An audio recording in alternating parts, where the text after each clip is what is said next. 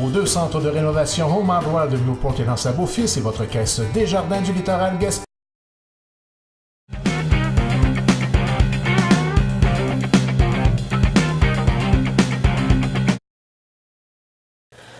Bonjour mesdames et messieurs, bienvenue à la section entrevue de votre émission Reflet d'ici. Aujourd'hui, je suis en compagnie de la ministre du Revenu national, Diane Leboutillier. Bonjour. Bonjour Ariane. Bienvenue en studio. Ça fait plaisir.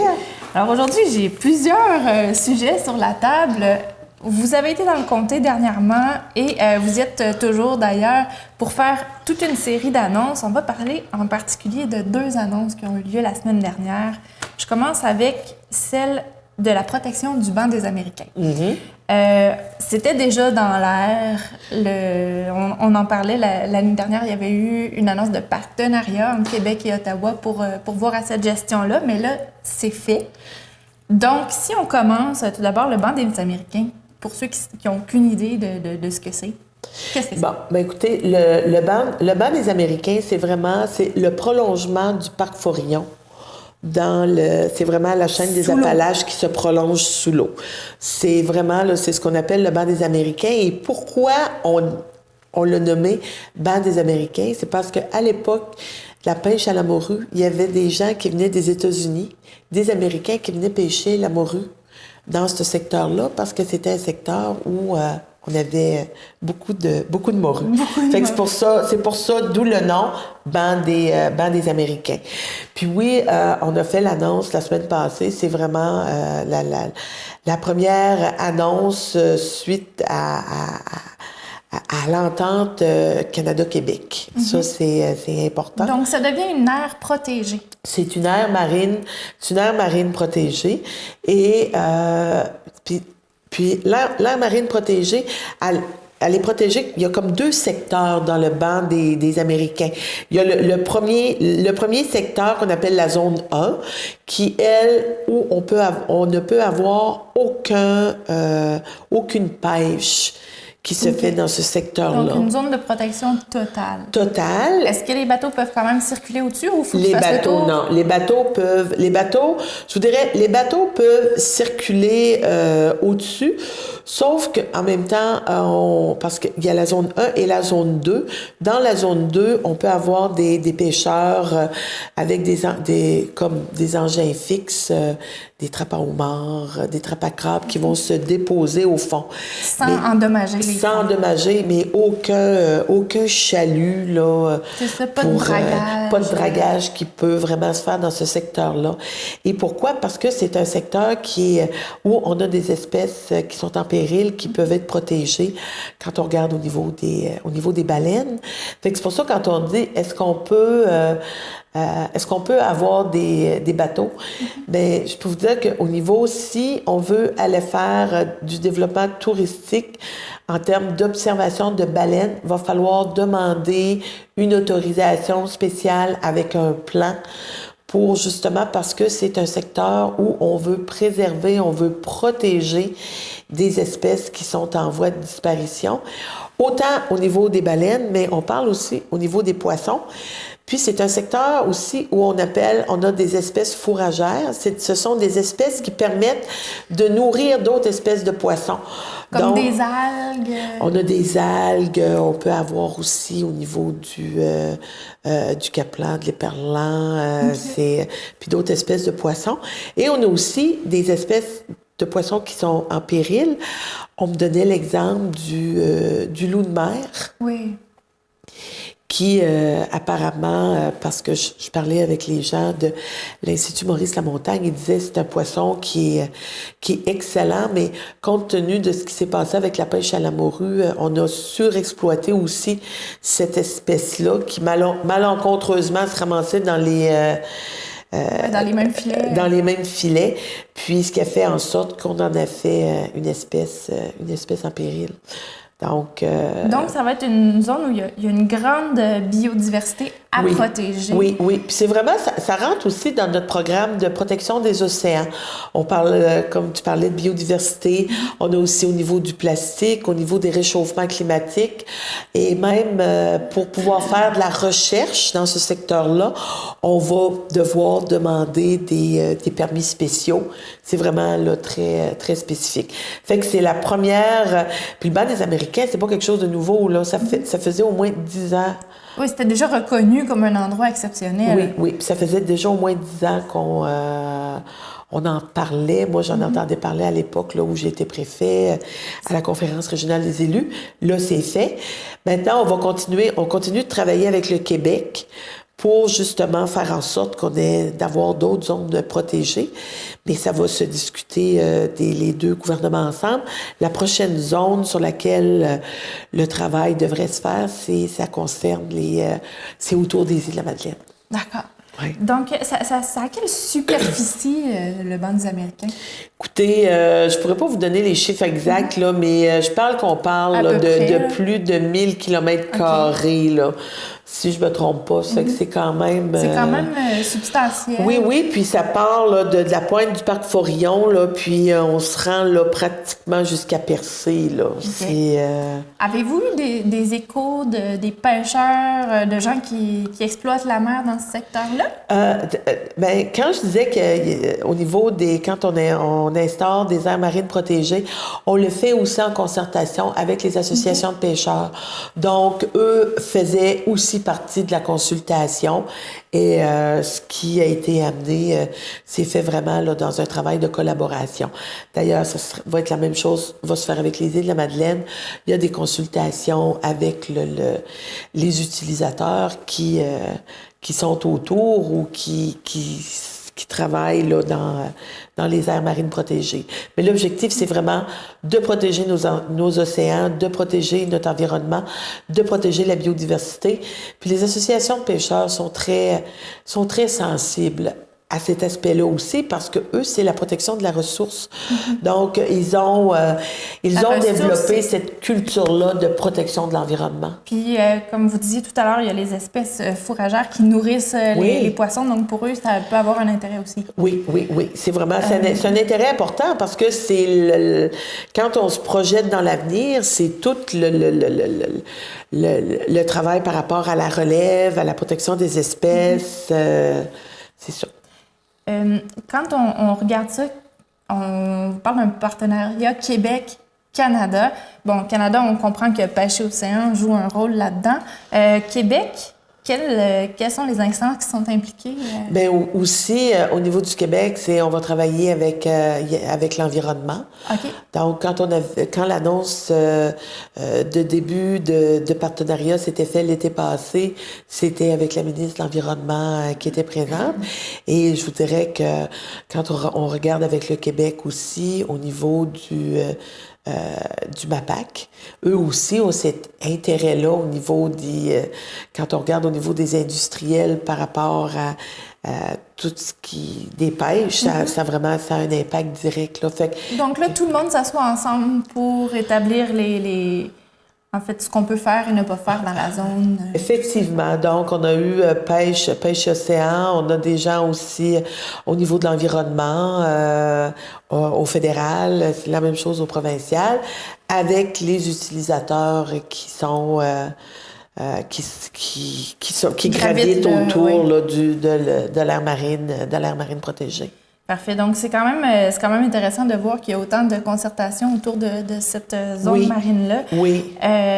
Donc, là, c'est en fonction dès maintenant? C'est en fonction, dès que la journée où l'annonce se faisait, les nouvelles règles entraient en fonction. Est-ce que ça protège aussi le sous-sol? Par exemple, si on voulait faire de l'exploration pour des hydrocarbures? Ça protège aussi le sous-sol. Okay.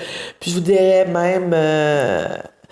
on pourrait pas passer un câble marin. OK. Dans cet endroit-là. Dans ce secteur-là. Est-ce que ça peut influencer le projet de câble marin entre Percé et les îles de la Madeleine? Ils vont le passer ailleurs. OK. Donc, mais est-ce que c'était à l'origine sur la trajectoire ou pas très loin? Je pense que c'était pas très loin. Là. Okay. Fait que sinon, ben c'est ça, on se tasse puis on le fait ailleurs. Fait que c'est une zone qui est protégée. Parfait. Autre sujet maintenant, un organisme de chez nous, Vision Gaspé Persénal, qui a obtenu du financement du fédéral pour pouvoir développer les connaissances numériques chez ses membres. Alors, tout d'abord, l'aide financière se chiffre à combien? L'aide financière se chiffre, si ma mémoire est bonne, autour de 160 000 $. Et c'est vraiment là, au niveau des connaissances, puis très bien dit, au niveau des connaissances numériques pour les communautés anglophones. On sait très bien qu'on s'en va vers le numérique. Et quand on a des communautés qui sont, ça fait partie culturellement, on sait que les communautés anglophones sont minoritaires au Québec. J'ai des communautés anglophones dans le comté, puis c'est important pour moi qu'elles puissent recevoir des services de façon équitable là, sur l'ensemble du territoire. Fait que de pouvoir permettre à des personnes âgées, de pouvoir permettre aussi, on va parler des Autochtones, fait que donc aux minorités, de pouvoir bénéficier de tout ce qui est d'être plus à l'aise avec le numérique. Donc, on parle de cours de formation? On parle de cours de formation, puis on va parler de formation de base. Qu'est-ce qu'on peut apprendre dans ces cours-là? Bien, écoutez, de plus en plus, quand on regarde, on peut faire des transactions bancaires à partir de nos téléphones cellulaires. C'est pratique. Et c'est très pratique. Et mais c'est pas tous les gens qui ont les habiletés pour le faire. On peut même faire des paiements pour au niveau des entreprises, des gens pour à partir du téléphone cellulaire, si on doit ne serait-ce qu'à des paiements à l'Agence du revenu ou ça peut se faire à partir du téléphone cellulaire. On le sait, on est actuellement en période de production des déclarations de revenus. Donc, on peut même faire sa déclaration de revenus à partir de son ordinateur et de son téléphone cellulaire. Fait que c'est vraiment de pouvoir offrir, puis de briser l'isolement aussi. Au niveau des personnes âgées, on veut parler à nos petits-enfants, on veut parler à nos enfants, on veut être en mesure de pouvoir utiliser... Donc, les courriels... les caméras... Les réseaux sociaux? Les réseaux sociaux, faire du FaceTime. Ça fait que c'est vraiment, là, c'est de base. Comment on peut transférer un courriel, comment on peut transférer des documents, comment on peut... fait que vraiment, donc, là, pour habiliter là, la communauté anglophone. Puis c'est certain que si on n'a pas grandi avec des ordinateurs, avec Internet, ça fait beaucoup de choses à apprendre, là. Ça fait beaucoup de choses et même moi je regarde puis là je vais parler pour moi qui va utiliser la téléphonie cellulaire, qui va utiliser l'ordinateur. On n'est pas aussi à l'aise que les jeunes peuvent l'être. Et souvent, on parle beaucoup avec les aînés de faire attention, de ne pas donner d'informations importantes, de se protéger pour justement pas se faire arnaquer. Ça va tout faire partie aussi. Parce que des fois, on veut travailler avec oui, quand tout est-ce ce qui est que je le peux numérique. donner mon numéro de carte bancaire, puis quand est-ce que je devrais pas le donner? C'est ça. Faire la différence entre les situations potentiellement dangereuses puis là où c'est sécuritaire de le faire. Ça fait qu'on est beaucoup plus craintif, puis ça fait que toute cette information-là cette formation-là va pouvoir là, commencer à se donner au niveau des communautés anglophones. J'ai eu la chance de discuter également avec la directrice de l'organisme, Mme Sinotte, qui disait qu'éventuellement, une fois le programme bien mis en place, que ça pourrait être ouvert aussi à la communauté francophone. Oui, parce qu'on travaille toujours en collaboration. Même, on parlait aussi peut-être avec les Autochtones. Puis l'avantage aussi, c'est que quand on fait travailler des gens ensemble, parce que ça va permettre aussi de faire l'acquisition, parce que c'est pas tout le monde encore qui a un ordinateur. Non, c'est pas tout le monde qui a... Donc, ça permet aussi les gens de faire des échanges. Et ceux qui en connaissent un peu plus, des fois, vont montrer à ceux qui en connaissent un peu moins. Puis des fois, l'information aussi, ça se donne bien dans ce temps-là. Exactement. C'est un moment de partage, en fait. Effectivement. Parfait. On va passer rapidement là-dessus, mais vous avez fait des annonces dans le secteur de Gaspé pour le festival Musique du bout du monde. Oui. Un octroi de 130 000 $. À quoi va servir cet argent-là? L'argent va vraiment servir. Ce qu'on veut, c'est qu'on est toujours en train de travailler pour attirer. Le tourisme est important. On a des acteurs dans le milieu qui travaillent très fort, dont un des acteurs, Festival Musique du bout du monde. Donc, de pouvoir aller parler du Festival Musique du bout du monde pour attirer des gens. Donc, pour faire de la promotion? On fait de la promotion, on attire des touristes étrangers. On peut aussi aller parler de notre culture, parce que c'est ça, Festival Musique du bout du monde. Hein? C'est très festif. C'est dans un milieu qui est extraordinaire, mais c'est aussi la culture. Donc, de pouvoir travailler à exporter notre culture, mais de pouvoir aussi aller chercher de l'extérieur pour ramener, puis peut-être faire connaître des nouveaux artistes, puis faire en sorte que Festival Musique du bout du monde continue là, sa croissance qui est phénoménale. Là.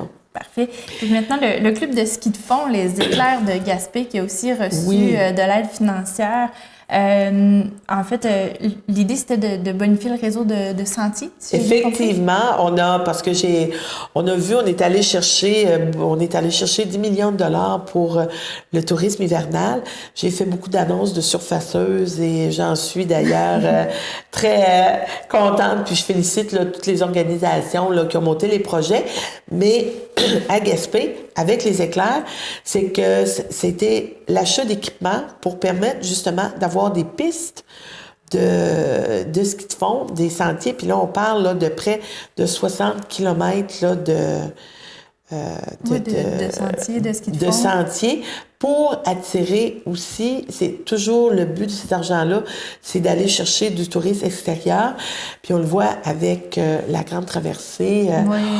Où les gens sont venus puis ont parlé là, des sentiers puis de la condition exceptionnelle là, des sentiers. Ça fait qu'avec le parc Forillon... Donc, c'est bien de consolider cette offre-là. Oui. C'est de consolider, de toujours bonifier, puis de continuer au niveau de la Gaspésie et des Îles-de-la-Madeleine à se positionner au niveau du tourisme international. On s'est dit... Et on s'est donné comme vision d'être une destination de tourisme international. Et c'est vraiment dans ce sens-là qu'on le fait. Et on me disait cette année, parce que j'ai eu des discussions la semaine passée avec les gens du milieu touristique, où peut-être qu'on s'attendait à cette année, dans les chiffres qu'on m'avait donnés, on parlait de 40 millions en retombées économiques.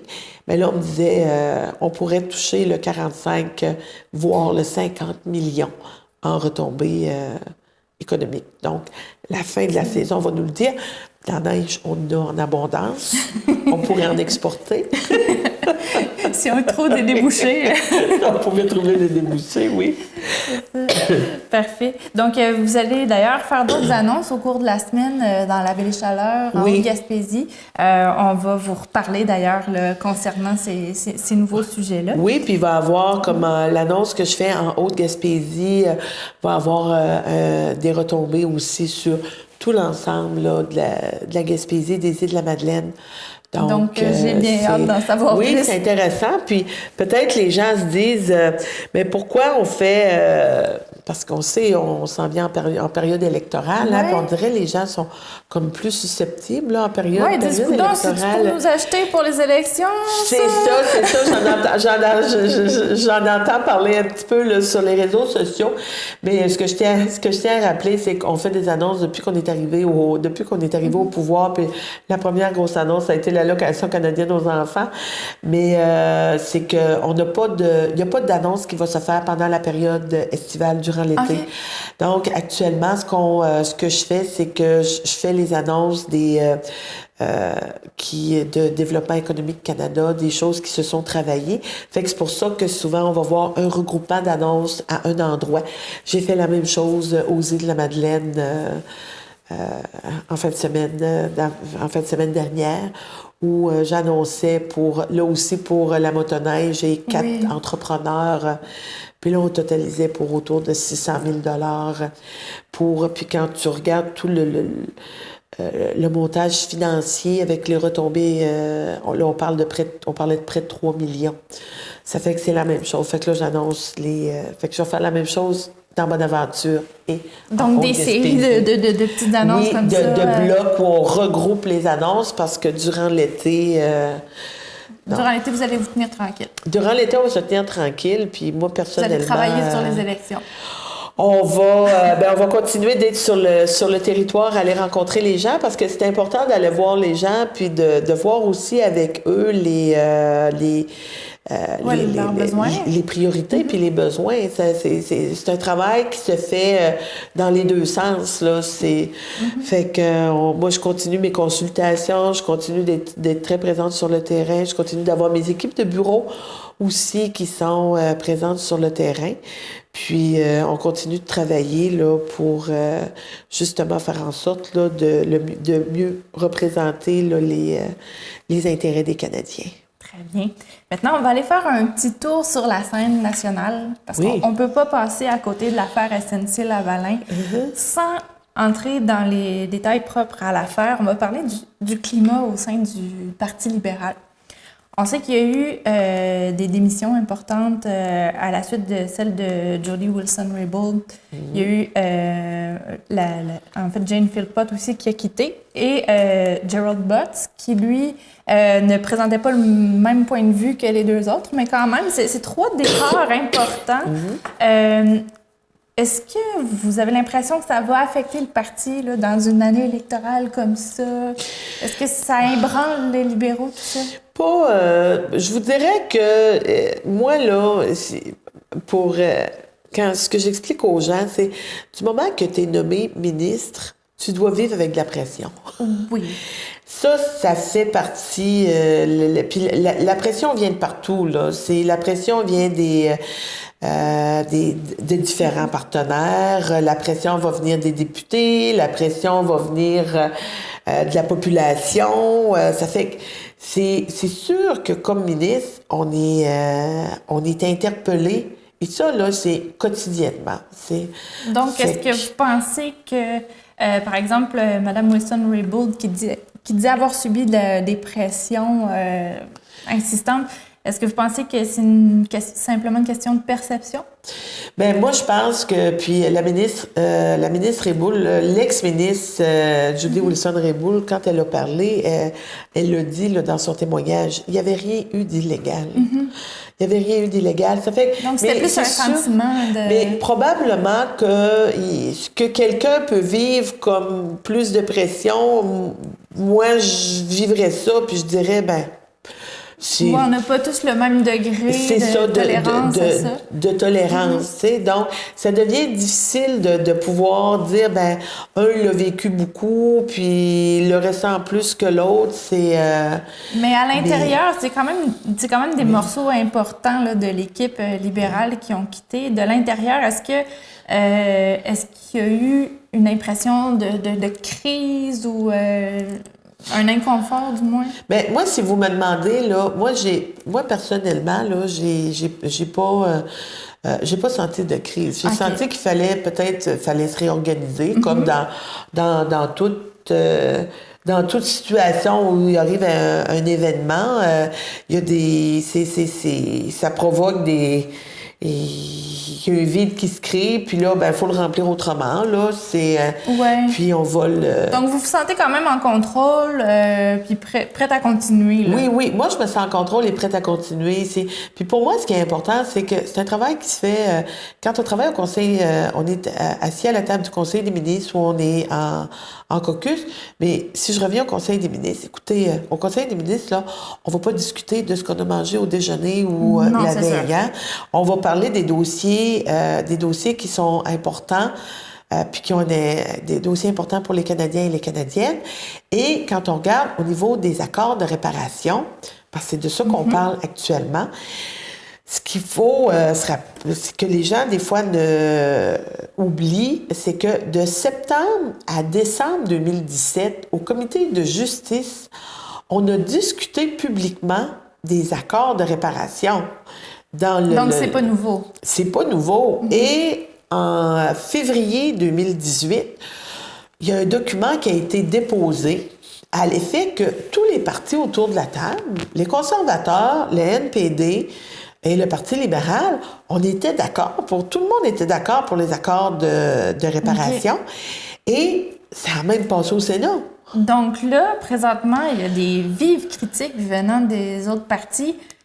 Comment ça s'explique? Je peux pas expliquer pour les autres partis, mais moi, là, au niveau des accords de réparation, là, ça a été ouvert, ça a été transparent, les discussions au comité de justice sont publiques, le document qui a été déposé en février est public. Après ça, ça a été amené lorsque le ministre a annoncé le budget en 2018. Ça faisait partie du budget, donc tout suivait là, son cours normal. Mais quand on parle d'accord de réparation, puis c'est là des fois, puis c'est compliqué pour les gens parce que oui, c'est des dossiers qui sont compliqués parce que on ne donne pas là la bénédiction absolue aux entreprises qui veulent bénéficier des accords de réparation. C'est plus complexe que ça, là. Oui, parce que les gens, premièrement, les gens qui ont commis des actes criminels, eux, vont être poursuivis au criminel pour les personnellement, okay. Pour les actes qu'ils ont posés. Et pour l'entreprise, ce que ça veut dire, c'est que l'entreprise doit changer sa façon de faire. Donc, l'entreprise doit payer aussi des lourdes amendes financières et doit se conformer là, à un plan où elle dit, moi, là, je vais changer à l'interne là, pour que tout soit légal. Pour que tout se fasse en respectant là, des critères, puis en respectant des règles.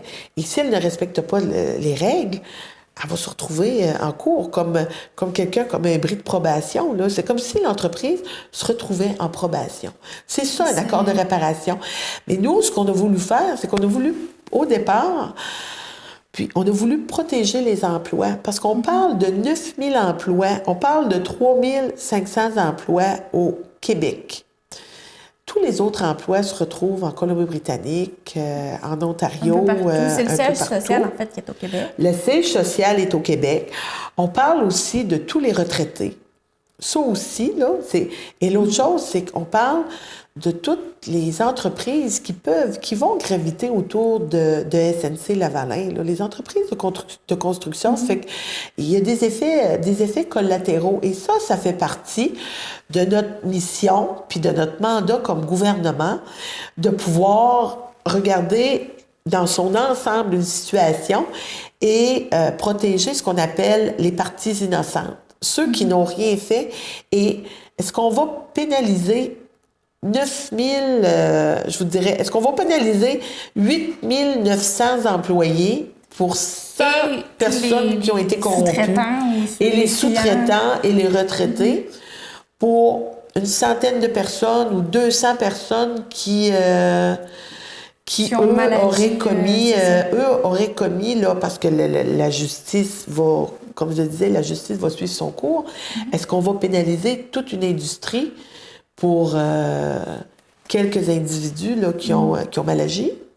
Mais il en reste pas moins que, par exemple, si on prend du côté des conservateurs, ça a été l'espèce de situation là, où tout a été brassé, ça a été l'occasion de lancer des flèches. Oui. Si je prends, par exemple, une des déclarations d'Andrew Scheer à la suite du discours de Justin Trudeau sur la question, il parle d'une tentative de justifier et normaliser la corruption. Est-ce qu'il y a une réponse à ça du côté des libéraux? Bien, écoutez, moi, ce que je peux vous dire, c'est que la ministre de la Justice elle-même l'a dit, là, il n'y avait rien eu d'illégal qui se faisait. Puis, je pense pas qu'on a Moi, là, on n'a aucune leçon à recevoir, moi, de la part des conservateurs, là. Je regarde juste ce qu'ils ont essayé de faire dans le dossier de l'assurance-emploi, là, dans la région en 2011. Puis, je regarde aussi tout ce qu'on a proposé dans les budgets jamais, ou eux n'ont jamais voulu, n'ont jamais appuyé, se sont prononcés contre l'allocation canadienne aux enfants, contre le supplément du revenu garanti, contre les investissements dans les ports pour petits bateaux. Ça fait que ils ont même voté contre l'avortement. Fait que, mettons, je trouve que c'est... Donc, si vous aviez un message à leur lancer, ce serait quoi? Ah mon Dieu, je ne suis pas du tout impressionnée par les conservateurs. Je peux vous dire pas du tout. Puis pour moi, c'est de la petite politique. Puis c'est de la petite politique que je trouve... Pour moi, selon vous, les déplorable. attaques, les attaques, du moins les flèches là, qui sont lancées, est-ce qu'elles sont justifiables? Non. Non, parce qu'il n'y a rien d'illégal. Qu'un premier ministre ou que des gens du bureau du premier ministre s'adressent au ministre, pour moi, c'est tout à fait normal. Moi, j'ai eu besoin de voir le premier ministre. Puis ça, là, j'ai eu besoin, dans 4 ans, de rencontrer le premier ministre. Puis aussitôt que j'en ai fait la demande, ça s'est fait, là, je vous dirais, pratiquement dans la même semaine, là. Puis j'avais pas besoin de le voir longtemps, là. Je demandais 15 minutes pour un dossier, là, particulier. Donc, c'est quelqu'un qui a toujours été ouvert à nous rencontrer. Donc, vous continuez de puis faire confiance. Travail, oui, on se fait confiance. Puis on regarde tout le travail qui s'est fait dans les 3 dernières années. Puis on reste focusé là, sur exactement les mêmes choses. Nous, là, c'est de travailler pour les Canadiens, pour les Canadiennes, de faire en sorte qu'on travaille pour la classe moyenne. On travaille à représenter. Moi, j'ai un intérêt plus particulier pour les régions. Fait que je m'en cache pas, ils le savent très bien. Donc, fait qu'on continue là, de travailler dans ce sens-là. Tout le monde assis ensemble autour de la table. Très bien. Donc, Diane Leboutillier, merci beaucoup pour ce tour très complet de l'actualité. Ça fait plaisir.